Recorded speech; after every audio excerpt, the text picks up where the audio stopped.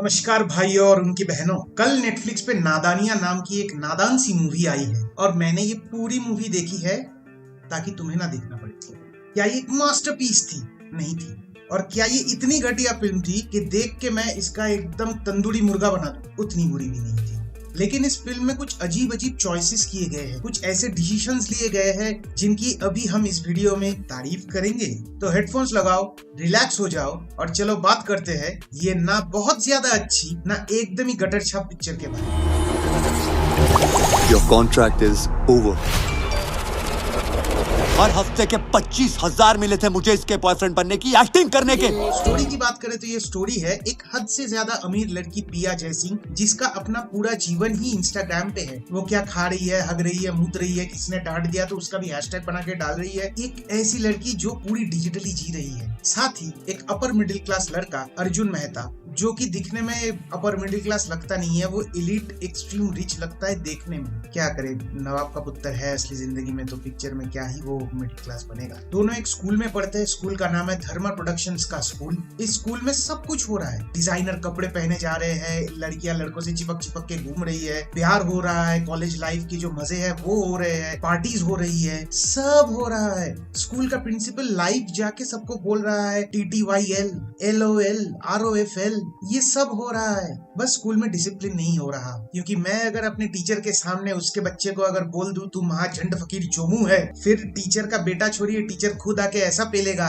कि अगले दिन हॉस्पिटल में मिलूंगा। लेकिन असली बात यह है कि ये जो हमारी हद से ज्यादा अमीर हीरोइन है, इनको एक नकली बॉयफ्रेंड की जरूरत पड़ती है किसी एक घटना के चलते। अगर बता दूंगा तो भी झाट कोई फर्क नहीं पड़ेगा, लेकिन मैं नहीं बताऊंगा। तो इस बात पे वो अर्जुन को हायर करती है 25,000 हर हफ्ते के फीस पे। भाई पैसा हो तो क्या कुछ नहीं हो सकता। पर रोमांटिक पिक्चर के कानून के मुताबिक अगर एक लड़का और एक लड़की सिर्फ नकली प्यार दिखाने के लिए भी दिन भर साथ में रहते हैं, ढेर सारा टाइम गुजारते हैं, एक दूसरे के घर जाते हैं, तो उनके बीच में प्रेम भाव जगना मैंडेटरी हो जाता है। तो धीरे धीरे बिना रियलाइज किए ये दोनों एक दूसरे के प्यार में गिर जाते हैं, पड़ जाते हैं, लोट पोट खा रहे होते हैं। ये दोनों एक दूसरे के लिए हैशटैग कुकी बन जाते हैं। लेकिन सिर्फ प्यार ही प्यार हो और हीरो हीरोइन के पर्सनल लाइफ का रंडी रोना ना हो, ऐसा तो हो नहीं सकता पिक्चर में। दोनों के अपने अपने स्ट्रगल्स है, दोनों के अपने अपने इमोशनल बैगेज है। क्योंकि एक सिंपल रोमांटिक पिक्चर में अगर ये सब एक्स्ट्रा मसाला ना डाला जाए तो बॉलीवुड की पिक्चर थोड़ी बन सकती है। अब असली सवाल ये है कि क्या लड़का लड़की एक हो पाते हैं या फिर इनका प्यार इनके कॉन्ट्रैक्ट की तरह एक्सपायर हो जाता है। डायरेक्टर तो चाहते हैं कि तुम ये जर्नी देखने के लिए अंत तक बने रहो, पर क्या वो तुम्हें अंत तक बांध के रख पाती है? अगर स्क्रीन प्ले की बात करें तो स्क्रीन प्ले ना ही बहुत ज्यादा बोरिंग है और ना इतना एंगेजिंग है कि तुम स्क्रीन पे अपनी आंखें टकटकी लगा के बैठे जाओ। बस बीच के एक अजीब से जोन में घूमता रहता है कि पिक्चर चल रही होती है और तुम्हें कोई फर्क नहीं पड़ रहा होता। पहले 15-20 मिनट तक वो ठीक लग रहा होता है क्योंकि स्टोरी सेट हो रही होती है, कैरेक्टर्स इंट्रोड्यूस किए जा रहे होते हैं। फिर जो चुतियापे का भांग घोसड़ा चलता है वो तो बाकी पिक्चर में बल्ले बल्ले कर देता है। क्योंकि जैसे ही ये पूरा मामला सेट हो गया, फिर ये पिक्चर एक मोनोटोनस सा पेस पकड़ती है। और सबसे बड़ा मसला यही है कि इस पिक्चर में कोई रियल स्टेक्स फील ही नहीं होते, क्योंकि स्क्रीन प्ले इतना प्रेडिक्टेबल है। तुम इस बात का वेट कर रहे होते हो कि कब क्लाइमैक्स आएगा और ये कॉन्ट्रैक्ट वाले बॉयफ्रेंड गर्लफ्रेंड की जो नौटंकी है वो खत्म हो जाएगी। ऑन द कॉन्ट्ररी, जो पेरेंट्स के ट्रैक है, जो लड़का लड़की उनके जो अलग अलग पेरेंट्स के ट्रैक दिखाए गए हैं, वो ज्यादा इंटरेस्टिंग है क्योंकि वहाँ पे परफॉर्मेंस ज्यादा अच्छा होता है। पर एक चीज है, ये जो हद से ज्यादा अमीर फैमिलीज दिखाई जाती है वो डिस्फंक्शनल क्यों होती है? या तो मम्मी पापा 20-20 साल से एक दूसरे से बात नहीं कर रहे होते, या फिर पापा का अलग कहीं पे अफेयर चल रहा होता है, या मम्मी का अलग अफेयर चल रहा होता है। एक हंसी खुशी अमीर फैमिली दिखाने में बॉलीवुड को क्यों दिक्कत है, ये मुझे जानना है। इसका जवाब मुझे चाहिए। अब स्क्रीन प्ले की बात कर रहे हैं तो एडिटिंग के बारे में भी बात कर लेते हैं। देखिए, पिक्चर 2 घंटे का है, लेकिन प्रॉब्लम ये है कि ये इतना फ्लैट और ठंडा स्क्रीन प्ले है कि इसको आप कहीं से भी काटो, कहीं से भी जोड़ो, ये एक्साइटमेंट पैदा ही नहीं कर पाती। चलो अब बात कर लेते हैं एक्टिंग की। इस पिक्चर में डेब्यू हुआ है सैफ अली खान वैव के बेटे इब्राहिम अली खान का, जो दिखते तो सैफ अली खान वैव के एक AI जनरेटेड वर्जन है। क्या उनकी परफॉर्मेंस हमारे दिल को छू पाती है? काश मैं ये कह सकता। देखो, बंदे ने ट्राई किया है, मैं ये नहीं कह रहा कि बंदे ने कोशिश तो नहीं की, लेकिन वो एक्सपेक्टेशंस पे खड़ा नहीं उतर पाता। जो नॉर्मल सीन्स होते हैं, हीरो हीरोइन के रोमांटिक वाले सीन्स होते हैं, वहां पे उसका परफॉर्मेंस ठीक है, बहुत बढ़िया नहीं कहूंगा बट इट वाज गुड। लेकिन जिन सीन्स में एक्चुअली अपने एक्टिंग कैपेबिलिटीज को दिखाना था, जो सैडनेस वाले सीन हो गए, फ्रस्ट्रेशन, एंगर, जो एक्सट्रीम इमोशंस वाले सीन हो गए, वहां पे ये बंदा शाइन नहीं कर पाया। और सबसे बड़ा लेट डाउन है उसकी वॉइस। पता नहीं इन्होंने क्या किया है, क्योंकि जो पेपराजी इंटरेक्शंस इनके इंस्टाग्राम पे आए दिन देखते रहते हैं हम लोग, तो वहां पे जो वॉइस है वो डिफरेंट है और यहाँ पे जो वॉइस हमें सुनने को मिला वो डिफरेंट है। कौन से AI प्रोसेस में इस वॉइस को पास किया गया है वो मुझे नहीं पता। मतलब बंदा मुंह खोलता है तो उसके इमोशंस के पहले ऑटो ट्यून वाली फील आ रही है। खुशी कपूर की बात करें तो देखो, she is a pretty face. उनकी आंखें बहुत एक्सप्रेसिव है, जो भी इमोशंस है उनके आंखों से वो बयां हो रही है, चाहे वो प्यार हो, दुख हो, गुस्सा हो, आंखों से बयां हो रहा है, लेकिन डायलॉग डिलीवरी से बयां नहीं हो पा रहा। मतलब तुम अगर अपनी आंखें बंद कर लो और उनके डायलॉग सुन लो, एक्सट्रीम इमोशंस को छोड़ के उनके कोई भी इमोशन का तुम पता नहीं लगा पाओगे। हर इमोशन में हर डायलॉग का टोन, पिच और डिलीवरी सेम है। अब इस पिक्चर में जिन्होंने एक्चुअली अच्छा काम किया है उनके बारे में बात कर लेते हैं। पहला ही मैं बोलूंगा सोनल शेट्टी के बारे में। पिक्चर देख के तुम उसे भूल जाओ, ये हो नहीं सकता। और इस पिक्चर में उन्होंने जो काम किया है वो तुम्हें भूलने नहीं देंगे। हाँ। उनका काम मेरे को बहुत अच्छा लगा है। उनका एक सीन है महिमा चौधरी के साथ, का एक झगड़ा होता है, तो वहां पे उनका जो परफॉर्मेंस है वो बहुत बढ़िया लगा। फिर बात करते हैं महिमा चौधरी के बारे में। उनके जो अपने मोमेंट्स थे वहां पे उनका परफॉर्मेंस मुझे अच्छा लगा। अब सबका सेम नहीं होता।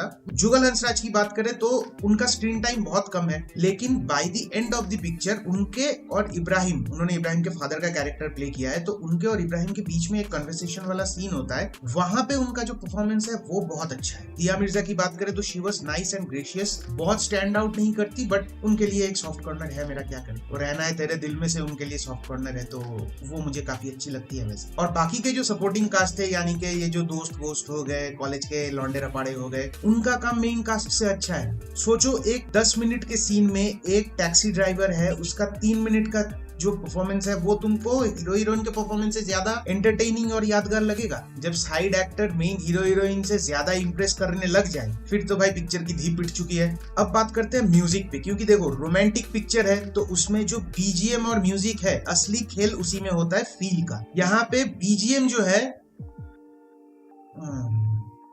एक पर्टिकुलर एक म्यूजिक पीस है जो आपको सुनने में अच्छा लगता है। एक्सेप्ट दैट थिंग, पूरे पिक्चर का जो BGM है वो ना तो आपको इम्प्रेस कर पाती है। कभी कभी अगर परफॉर्मेंस थोड़ा बहुत ढीला पड़ भी जाए तो BGM अगर उतना अच्छा हो तो उसको पुश कर देते हैं, वो भी नहीं हो पा रहा। और गानों की अगर बात करें तो देखो, गाने जो है वो स्क्रीन प्ले को डिस्टर्ब नहीं करते, लेकिन एक रोमांटिक पिक्चर में गाने इतने स्ट्रॉन्ग होने चाहिए कि वो बाद में आपको याद रहे ना। यहाँ पे वो होता ही नहीं। तेरे इश्क में ये वाला एक गाना है जो मुझे पर्सनली बहुत अच्छा लगा है। इसको छोड़ के बाकी के जो गाने हैं वो हो ना हो कोई फर्क नहीं पड़ता। और पग घुंघरू बांध मीरा नाचेगी, इसका एक रीमेक अभी यहाँ पे किया गया है, सिर्फ वो कैच लाइन है, बाकी जो पूरा गाने का इन्होंने बर्बाद किया है ना, बाय गॉड। अमिताभ बच्चन भी अभी देख के बोलेंगे 7 करोड़ देके तुम गाना ऐसा बना हुआ है। अब बात कर लेते हैं पिक्चर के डायरेक्शन की। तो डायरेक्टर शोना गौतम ने क्या क्या उठाया, इस पे थोड़ा सा बात कर लेते हैं। मेन जो प्रॉब्लम है नादानिया पिक्चर की वो है इसकी ओरिजिनलिटी नहीं, इसका एग्जीक्यूशन। डायरेक्टर ने क्या किया है, पुराने जो आइकॉनिक धर्मा के पिक्चर्स है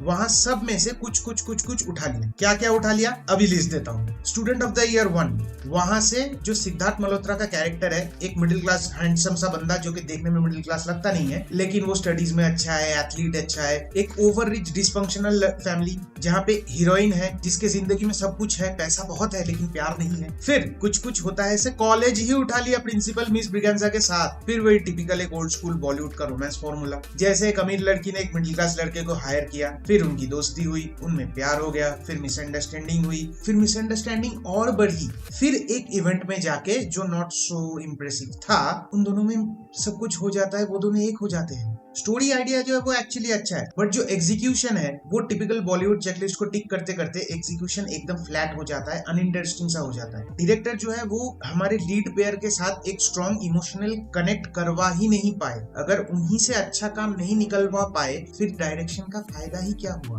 मूवी विजुअली अच्छी है, क्योंकि सिनेमाटोग्राफी की बात करें तो जो फ्रेम्स है वो काफी अच्छे हैं, जो मेकअप वेकअप है, मतलब एकदम पिक्चर परफेक्ट है, कोई इम्परफेक्शन है ही नहीं। हीरो चिजल्ड फेस है, साला एक पिंपल नहीं है। 18 साल में हमारे ऐसे यहाँ पे कहीं ना कहीं सारे मुंह पे पिंपल निकलते, इनके एक पिंपल नहीं होता। लड़की जो है, मतलब एक तो खुशी कपूर ने अपने फेशियल सर्जरीज या जो भी है वो उनका पर्सनल कॉल है, मैं उस पर नहीं जाना चाहूंगा, लेकिन यहाँ पे भी हर कोई परफेक्ट दिखता है। Pitch perfect makeup, pitch perfect aesthetics, तो वो रियलिटी वाला फील आता ही नहीं। तो भाई और उनकी बहनों, ये थी मेरी नादानिया पिक्चर की रिव्यू। एक पिक्चर जो पोटेंशियल तो रखती थी, लेकिन एग्जीक्यूशन और परफॉर्मेंसेस ने इसका गेम बिगाड़ दिया है। ना स्क्रीन प्ले इतना स्ट्रॉन्ग है कि तुम हुक्ड रहो, ना परफॉर्मेंसेस इतने अच्छे हैं कि तुम स्टोरी से कनेक्ट हो जाओ, और डायरेक्शन वो तो बस मतलब पुराने सारे धर्मा के पिक्चरों का एक कॉकटेल है, वो भी मसाला मार। इब्राहिम अली खान का डेब्यू बहुत ठंडा, खुशी Kapoor pretty eyes but not expressive, और म्यूजिक बस तेरे इश्क में गाने को छोड़ के बाकी सब फॉरगेटेबल है। अगर आपके पास फोकट का टाइम बहुत है तो आप लोग देख सकते हो। अगर तुमने ये पिक्चर देखी है तो कमेंट्स में मेरे को बताओ कि क्या तुम्हें ये पिक्चर अच्छी लगी, या तुम भी मेरी तरह बेकार परफॉर्मेंसेस और बेकार स्क्रीन प्ले के चलते बोर हो गए और डायरेक्शन ने तो तुम्हारी बोर्डम अलग ही बढ़ा दी। और अगर यहाँ तक आ ही गए हो तो लाइक ठोको, ओ गुरु ठोको, और साथ में सब्सक्राइब भी ठोको, क्योंकि मैं ऐसे ही सैवेज और अनफिल्टर्ड रिव्यूज आपके लिए लेके आता रहूंगा। मिलता है अगले वीडियो में, तब तक के लिए कीप लविंग सिनेमा।